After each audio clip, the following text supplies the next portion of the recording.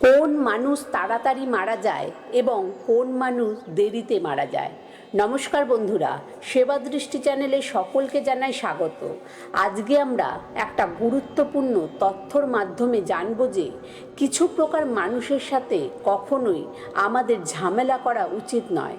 এদের সাথে ঝামেলা করলে আপনি কেবলমাত্র অসম্মানী হবেন এবং এই অর্থটির মাধ্যমে আমরা এটা জানব যে কোন মানুষ তাড়াতাড়ি মারা যায় এবং কোন মানুষ দেরিতে মারা যায়। এক হচ্ছে যে ব্যক্তি জাতির সর্দার হয়ে থাকেন তার সাথে কখনোই ঝামেলা করা উচিত নয়। মানুষ যদি তার সাথে ঝামেলা করে তাহলে সে নিজেই অসম্মানের কারণ হয়ে দাঁড়ায়। কারণ প্রত্যেকটি মানুষই জাতির সর্দারের কথাকেই বেশি মান্যতা দেবে, যেখানে আপনি তুচ্ছ হয়ে যাবেন। দুই হলো ব্রাহ্মণ পূজারীর সাথে কখনোই ঝামেলা করা উচিত নয়, কারণ তার প্রতি ভগবানের অনেক কৃপা আছে বলেই আজকে সে ভগবানের পূজারী, আর তার প্রতি মানুষের অনেক সম্মান থাকায় কখনো তার সাথে ঝামেলা করতে যাবেন না।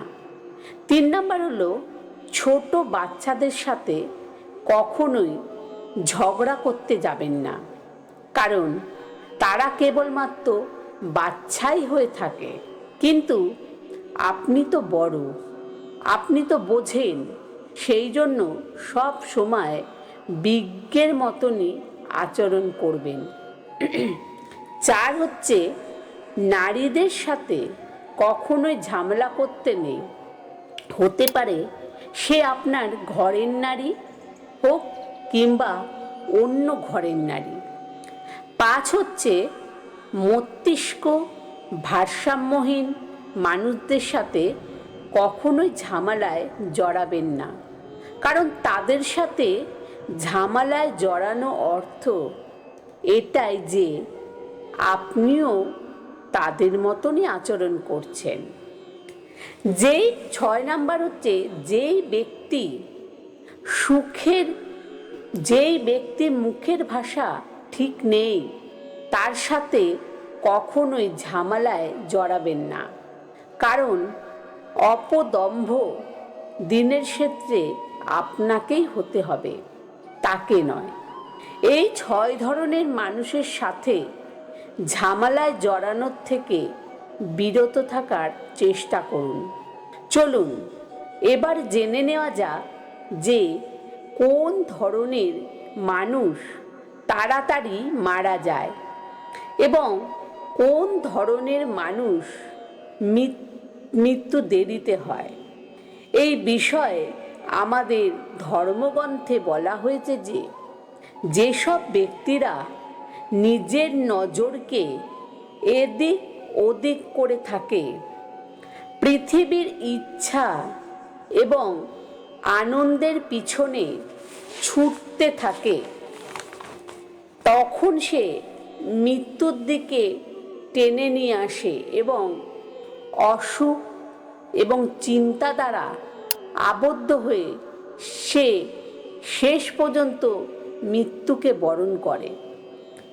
অপরপক্ষে যেসব মানুষ নিজের নজরকে ঝুঁকিয়ে চলে, নিজেকে কিছু মনে করে না, ভগবানের সিদ্ধান্তের ওপরে খুশি থাকে এবং ভগবানের প্রতি ধন্যবাদ জ্ঞাপন করে, তখন সেই মানুষ নিজের ধ্বংসের থেকেও বেঁচে যায়।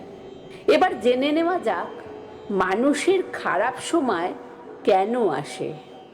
মানুষের খারাপ সময় আসে তার ভুল সিদ্ধান্ত এবং ভুল অভ্যাসের জন্যই। কিন্তু যখন খারাপ সময় আসে তখন সে নিজের সঙ্গে করে ভগবানের উপহারও নিয়ে আসে। এখন আমাদের মনে হতে পারে যে খারাপ সময় একজন মানুষ কী করে ভগবানের আশীর্বাদের উপহার নিয়ে আসতে পারে। মনে রাখবে, খারাপ সময় ভগবানের পক্ষ থেকে মানুষের জন্য মানুষকে চিনতে পারার আয়না স্বরূপ। যখন মানুষের ভালো সময় চলে তখন সে শত্রু এবং শত্রুর মধ্যে থাকা মিত্রকে চিনতে পারে না, কিন্তু যখন মানুষের সময় পরিবর্তিত হয়ে থাকে তখন মানুষের চেহারার থেকেও পর্দা সরতে শুরু করে। যখন মানুষের খারাপ সময় আসে তখন আত্মীয় ও বন্ধুদের মুখ থেকেও পর্দা সরে যায়, যাতে করে তাদেরকে সে চিনতে পারে। আর যখন ভালো সময় আসে তখন মানুষের নিজের পর্দাই সরে যায়, যাতে সমাজ তাকে চিনতে পারে। চলুন কিছু অনুপ্রেরণামূলক উক্তি শুনে নেওয়া যাক। বন্ধুদের এবং শত্রুদের কখনো বিশ্বাস জাগানোর প্রয়োজন হয় না, কারণ শত্রুরা কখনোই আপনাকে বিশ্বাস করবে না, আর বন্ধুরা কখনোই আপনাকে সন্দেহ করবে না।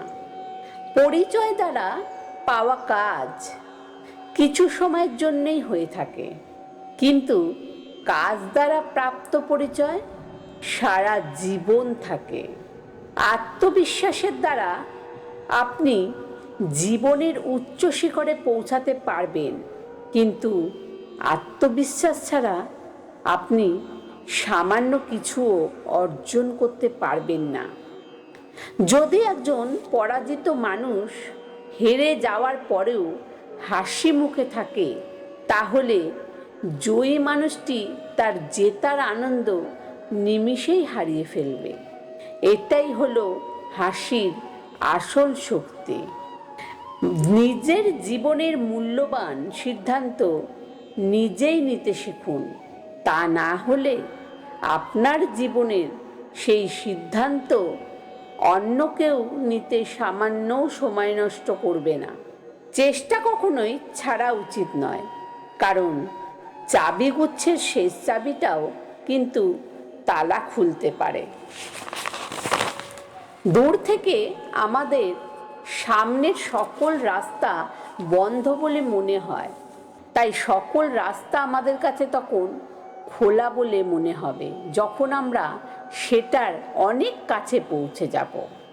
যখন আপনি অন্যদের নিজের সমস্যা এবং কঠিন পরিস্থিতির জন্য দায়ী বলে মনে করবেন, ততক্ষণ আপনি আপনার সমস্যা এবং কঠিন পরিস্থিতিগুলোকে দূর করতে একদমই পারবেন না।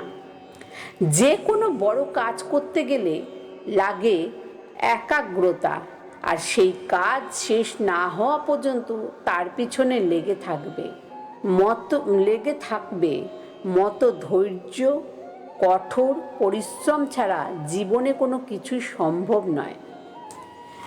মেঘলা সকাল আর বৃষ্টিতে শীতের শহর ভিজলে কেন জানি না কোন কারণে অনেক মানুষের মন খারাপ হয়ে যায়।